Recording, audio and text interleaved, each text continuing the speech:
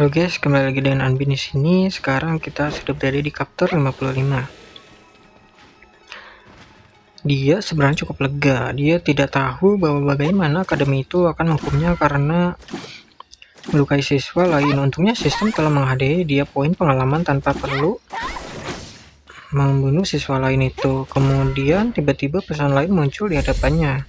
Penghargaan pencarian tambahan, keterampilan terbuka, level 1 inspeksi. Kegembiraan mulai menyelimuti pikiran Queen saat akhirnya dia menerima keterampilan pertamanya. Queen berharap bahwa mungkin ini akan membantunya mencari tahu jenis kemampuan apa yang dia terima. Namun namanya juga tidak terdengar terlalu menjanjikan, inspeksi. Jadi mungkin dia bisa memberitahu kelemahan lawan asumsi Queen. Queen kemudian memutuskan untuk mencoba keterampilan barunya dan melihat Peter yang berdiri di sampingnya. Sayangnya, Queen tidak tahu bagaimana menggunakan keterampilannya. Tapi saat dia mulai memikirkan keterampilan itu diaktifkan dengan sendirinya dan layar muncul di sebelahnya. Nama Peter Chuck, ras manusia, kemampuan tidak ada HP 3/5, golongan darah A+, tanda tanya. Queen terkejut, tapi dia juga senang. Sepertinya keterampilan itu berhasil dengan hanya memikirkan tentang itu. Dia membaca informasi yang telah diberikannya. Tidak senang dengan bagian yang diblokir. Dia berasumsi itu karena keterampilannya hanya setingkat level 1. Tapi memang informasi yang diberikannya sangat berguna. Membuatnya tahu kemampuan orang lain yang akan sangat berguna dalam pertarungan. Hal yang sama berlaku untuk seberapa banyak kesehatan yang dimiliki pihak lain. Namun ada satu informasi yang membuat Queen merasa sangat aneh, yaitu golongan darah. Aneh bagaimana sistem memberinya informasi tentang hal yang sangat spesifik, dan Queen juga bertanya-tanya bagaimana di bumi ini akan membantunya di masa depan. Queen kemudian mendeteksi siswa yang terus berbaring di lantai sambil merintih kesakitan dan menggunakan keterampilan barunya padanya. Nama Kyle Main, ras manusia, kemampuan transformasi HP 1/8, golongan darah B-. Tanda tanya. Queen, aku rasa kita lebih baik pergi sebelum seseorang datang, kata Peter pada temannya. Queen mengabaikannya. Dia ingin mencari tahu sebanyak mungkin, dan siapa tahu kapan dia akan mendapatkan kesempatan. Memeriksa status Kyle membuat Queen belajar beberapa hal baru. Informasi yang diberikannya tentang kemampuan target tidak terlalu spesifik. Ada ratusan kemampuan transformasi yang berbeda. Yang lain adalah HP. Tampaknya untuk kemenangannya dia hanya perlu mengurangi HP siswa itu menjadi 1. Tapi Queen masih tidak tahu apakah 0 sama dengan kematian atau tidak. Mungkin juga berarti orang tersebut sudah pingsan. Setelah melakukan pemeriksaan pada Kyle, Queen menerima notifikasi lain. Anda telah menerima quest opsional. Minumlah darah korbanmu untuk menyerap poin stat. Apa ini benar? Apakah yang ada di sistem ini gila? Pikir Queen. Meski akan mendapat poin stat, tidak mungkin dia akan minum darah orang lain. Ide itu membuat Queen merasa sangat sakit. Namun demikian, saat melihat ke tanah di mana Kyle telah memuntahkan beberapa darahnya, dia merasa seperti ada daya tarik yang magis di dalam cairan merah itu. Mungkin sedikit tidak apa-apa. Tidak, aku tidak boleh melakukannya. Kamu yang gila, Queen. Berhenti. Queen, Peter memanggil lagi. Kali ini dia berteriak pada temannya. Ya, kamu benar. Kedua anak laki-laki itu melanjutkan perjalanan di lorong. Tetapi saat melakukannya, Peter melihat bahwa Queen terus membalikkan kepalanya untuk melihat Kyle di lantai. Dia pasti khawatir padanya. Meskipun dia pejuang yang kejam, tampaknya Queen adalah orang baik setelah semuanya, pikir Peter saat dia tersenyum. Kalau saja dia tahu bahwa Queen sebenarnya masih mempertimbangkan apakah harus kembali dan mencoba untuk meminum darah tadi. Saat mereka berdua terus berjalan menyelusuri lorong, Queen mulai merasa dorongan aneh melalui tubuhnya. Hai, ayo pergi ke dokter. Aku yakin militer pasti punya penyembuh yang bisa menutup luka itu, usul Peter. Matanya tertuju pada luka di tangan Queen. Ide bagus, setuju Queen.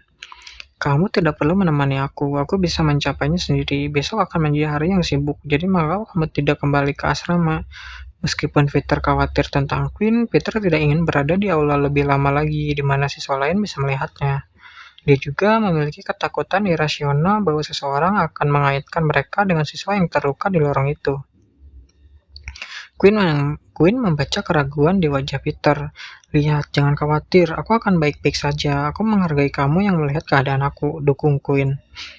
Itu adalah hal yang aneh untuk dikatakan, mengingat dia adalah yang terluka saat menyelamatkan Peter. Dia bisa melihat kebingungan di wajah Peter, jadi dia mendorongnya semangat ke arah kamar mereka. Dengan itu, Peter segera bergegas pergi dan kembali ke asrama sambil memastikan untuk menutup jam tangannya sebagian besar waktu juga. Dia tidak ingin tersandung dengan pengganggu lain. Di sisi lain, Quinn segera bergegas ke toilet terdekat untuk laki-laki di lorong yang lebih dekat. Ketika dia memasuki toilet, matanya beralih ke tangannya di mana Cakar telah meninggalkan luka jelek. Quinn memeriksa tangannya dengan seksama, sesuatu yang aneh terjadi. Dia bisa melihat lengannya sembuh secara real time. Meskipun terlihat lambat, kenyataan itu sangat cepat. Bagi seseorang untuk benar-benar menyaksikan kulitnya mengeras dan sembuh adalah pemandangan yang menakjubkan. Sebenarnya, Quinn telah merasa sesuatu yang aneh terjadi pada tubuhnya ketika dia berbicara dengan Peter. Itulah sebabnya dia bersikeras agar Peter meninggalkannya sendiri. Jika Peter menyaksikan luka sembuh, Peter pasti tahu bahwa dia memiliki kemampuan jika belum menunggu hal itu. Quinn menunggu beberapa menit dan membuka layar statusnya. Tebakannya benar, HP-nya perlahan-lahan pulih juga. HP 8/10, akhirnya luka di lengannya dan punggung sembuh sepenuhnya. Dan hanya sebekan di bajunya yang tersisa. HP 10/10, HP Anda telah pulih, rasa lapar Anda meningkat. Apakah ini berarti sistem menggunakan makanan untuk menyembuhkan lukaku? Aku rasa itu masuk akal. Energinya harus datang dari suatu tempat, pikir Quinn saat dia merasa lapar.